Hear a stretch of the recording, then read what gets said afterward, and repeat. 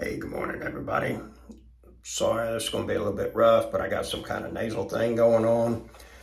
It's been a good weekend. About to get cranking on the house and the work day. Bathroom we did a couple years ago. Where I'm staying at has got such a small shower, and this one is nice and big, so I just come over here to shower. And it sure is nice, and I'm very much looking forward to getting back here. So we're going to have Money Monday and a great topic coming up. All right, I'm going to try to get through this without sneezing, hacking, wheezing, being gross, everything like that. And wintertime is here, folks. Here in Pensacola, it's about like 40-something degrees outside. I know it's not cold compared to some places in the country where y'all are at. But for here, it is pretty cold. It's like down in Key West, if it gets below 65, they start freaking out because nobody's got any air heaters down there. They just don't use them that often and everything. So it's kind of one of those things where, when it starts getting cold around here, especially like last year, we actually had snow. It was like 8 inches of snow, heavy powder too. Totally an anomaly. Probably happened for another 100 years. It was amazing, and it stuck. I've seen it snow like 3 or 4 times since I've lived here. Have been able to build a snowman one time before, but you really had to work for it. This time it was no problem whatsoever. So, and the snow did stick around for a day or two. That was pretty amazing. The thing that, today is about, what is going to happen with everything that you got? What will happen to your property? What's going to happen to your vehicles? What will happen to your bank accounts, your investments? Do you have a retirement? Are you a husband and a father that, you're the sole breadwinner? And for them to keep on going, they're going to need to have a huge chunk of money in case you are no longer in the picture. Like a life insurance policy. These are things to be asking specifically. However, there's something that, and there's no good way to talk about it. It's morbid. It's not fun. Nobody wants to address it or anything like that. But basically, it's what I call the in case of death folder. And what you do is you put your will in there. If you've got a trust and anything that's in the trust, you have the operating agreement, you have the trustees and have point of contacts. Like with me, I've got loans that go to people. There's phone numbers in it. It needs to be thorough, and it just doesn't need to be one. I highly suggest that there's multiple copies of it. However, with people that are trustworthy, might be your pastor. Could be, your father-in-law, son-in-law, something of that, but somebody that's got good upstanding fiber that could be, if you decide to go the route of hiring a professional trustee that has a fiduciary responsibility where they are going to take care of the trust and make sure that it's executed the way that you, according to your wishes, that in the time that you're no longer able to do business, whether it's, you moved on from earth and, you're dead or you're incapacitated, life support, something.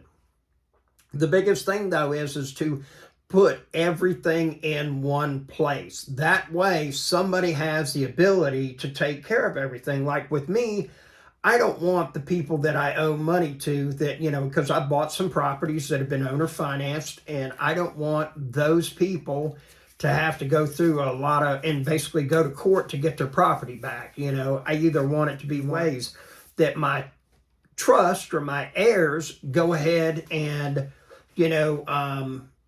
keep paying the mortgage on the property, or it gets done to where, it gets sold and those people get paid. But regardless, they need their money. They were kind enough to trust me, then I need to not be reckless with that trust and make sure that it occurs with them so that they do get paid.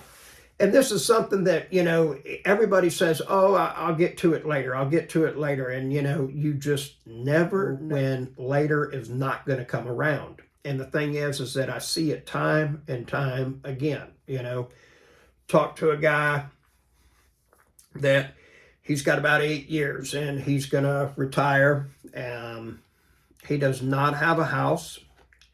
So housing expense is going to be one thing that he's got.